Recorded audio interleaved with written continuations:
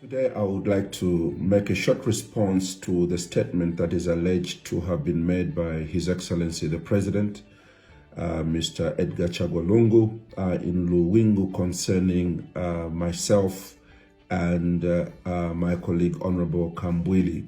However, in this little short video, I will not speak on behalf of my colleague because I'm sure he shall handle that issue by himself. I would like to start by saying that I have read the statement that was made by His Excellency the President, and I would like to respond as follows. First of all, I believe God brought me into Zambian politics in order to change the way politics is done. I've never ever believed that to be president of this country is a criminal offense. Neither have I ever believed that to be in the opposition is a criminal offense either. I believe that the politics Zambia craves for and wants to see now is politics where both the opposition and those in power can find common ground on every matter and every issue on the behalf and to the benefit of the Zambian people. I believe in a talking team between those that are governing and those that are being governed. So, yes, it is true that, like I've said on several radio stations, that I have found it necessary from time to time to call the president in an effort to raise an issue. When COVID-19 began, I called him, sent a message. I had no response. When ritual killings began, I called him. I sent a text. I've had no response. Now, when the China-Zambia relations began to sour, I did the same. On Africa Freedom Day, I sent him a message of congratulations. And on his birthday, I do those things because I would like to create an environment within this country where we are able to differ on policy positions, but acknowledge that we are leaders that are representing not our personal interests, but the interests of those people that look up to us for leadership. And this is why I'm in politics, and I'll continue to engage the president on matters that concern the country in the hope that he's not going to use those attempted communications against me or any other leader that tries to reach him on these national matters. But the president raised some real critical issues, and I hope that it is true that he raised them. But if he has been misrepresented, I would like to ask him to disregard those which he did, those things that he did not say. Very quickly, he accused me of playing to the gallery in the statements that I've made in the recent past. Nothing would be further from the truth. The point I've just made a few minutes ago, that prior to any big statement I make attempts to speak to the president in private so that we can make progress. And if those opportunities had arisen, some of the statements would not have gone out. But obviously, I'm a leader of an opposition political party. I'm a citizen of this country. And there are many issues that are of great and grave concern to myself. There's not one single statement that I've made to play to the gallery. I have no reason to do that. I'm not a politician per se. I'm a leader called by God to do what I do in politics. And therefore, I am not going to participate in the politics of name calling, in the politics of trying to make somebody look bad. I'm going to talk about things that affect me and affect the Zambian people, and in the hope that things could be improved. So I was not playing to the gallery at all. I also noticed that the president said that he, myself and my colleague, we sent texts to him and messages to him apologizing for the insults that we apparently could have heard at him during the day and then write to him in the night. I would like to believe the president was not talking about me because, first of all, there would have been no need for me to apologize because I do not insult, and I've never insulted President Lungu. Zambians are my witness. I've released several messages over time, and Zambians know that I am not going to be derogatory in the manner that I raise my concerns concerning problems in the country. As a matter of fact, God has blessed me with the fact that I have been in government before at a relatively high position. I do understand that speaking to power needs a certain skill. My desire is not to frustrate those in government. My desire is for those in government to listen to us. And the only way they can listen to us is if we do it with respect. And I hope I try by all means to do that. I don't shy away from raising serious questions, but I will not overstep my boundaries, because even when I was in government, President Manawasa kept saying that Mr. Sata must not stand on an anthill to make a point. He can come and discuss around the table. I think the President of the Republic of Zambia, Mr. Lungu, must open up dialogue between ourselves and himself. It will avoid a lot of tension that is currently prevailing in the country. It will also help us to deliver to the Zambian people the things that they desperately need. May I confirm that I have not apologized to the President because I have not had any opportunity to insult him. First of all, I don't know how to insult. I gave my life to Christ when I was 17 years old. I've taught respect of one another, respect of leaders. And I've also known by the public ministry of 43 years of preaching the gospel on how to speak truth to power. The only reason I say what I say is to see Zambia saved, brought to a place where all of us can benefit. The other issue that has been raised by the President is that he said that he does not recognize me and the movement for multi-party democracy.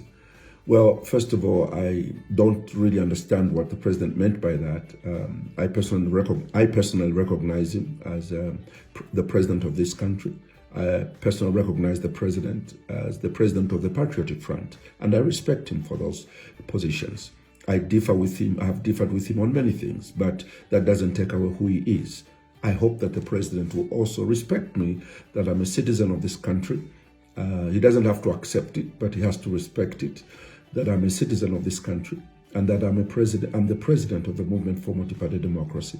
And there's only one MMD in the country. So if he says he does not recognize MMD, I'm not sure whether the President means that he does not recognize, first of all, the judgment of November 5th, 2019, which clearly declared that I am the president of the Movement for Multi-Party Democracy. So I do not know whether the President means that he does not recognize that judgment, but I hope not.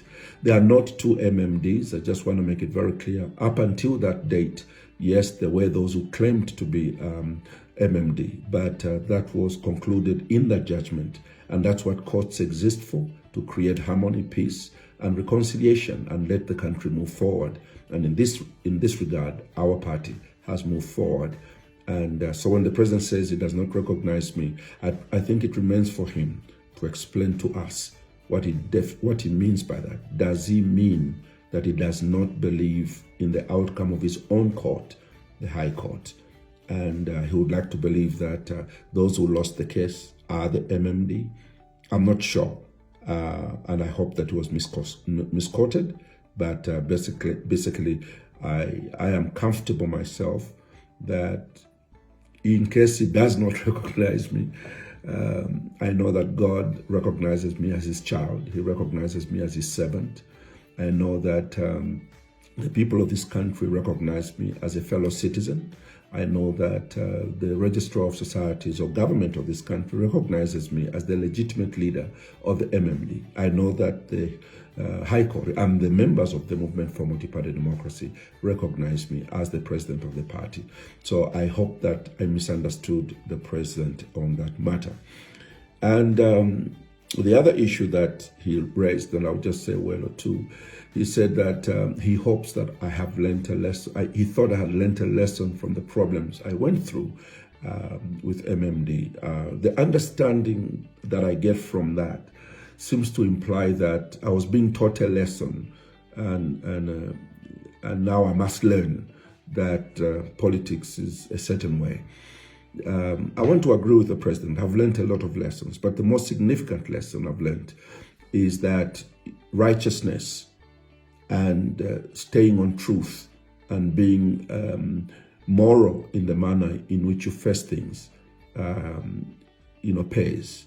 We waited for 3 years and stood on the truth, paid the price. I was humiliated. There was a lot of pain that went through me and my team and the entire National Executive Committee, but we stayed with it. We shed our tears, but wiped them away. Yes, we suffered. I agree with you, Mr. President. I was taught a lesson. It was a good lesson because eventually I discovered that truth always pays off.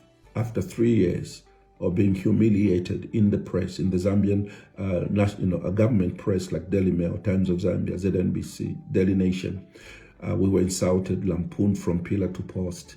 But after 3 years, we were declared victorious.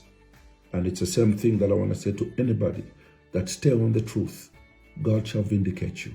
He has vindicated us. Now we have one movement for multi-party democracy. Those who went away have come back, except for a few people on top that were actually in court themselves. But for the most part of the membership of the party, those who had gone away and didn't know they were being misled, they are back.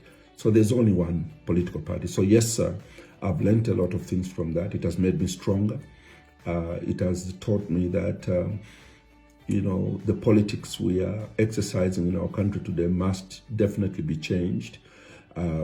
We must encourage ruling parties on the African continent and in Zambia in particular to respect other political parties. I was aware that a number of problems that we faced in the beginning were created because the PF gave support to the rebel group that went and created another leadership of MMD. But having said that, that's behind us now. MMD has reconstituted. We are getting ourselves ready for the job ahead of us. I would not say much, but Jesus was on the cross, humiliated for 3 days. He was in the grave, and for things he never did. People laughed at him, scoffed at him, and at his weakest, he said, "It is finished." And he died. On the 3rd day, he rose again. The MMD was ostracized. I was humiliated in the press, called names and laughed at, that I don't know politics. And I was told this is not church. This is a battle for the strong. We stayed the course. After 3 years, we emerged victorious. And we thank God for the judiciary for making the decision they made. To answer the questions of the president, I will continue to make efforts to reach out to you when there's an issue that concerns the people of this country. And I hope that will be okay with you. You may not answer me like it has been in the past, but at least I feel justified to address the Zambian people on all these serious subjects, especially after we have made attempts to discuss with government on those matters. I hold no grudge against His Excellency the President over what was said in Lungu.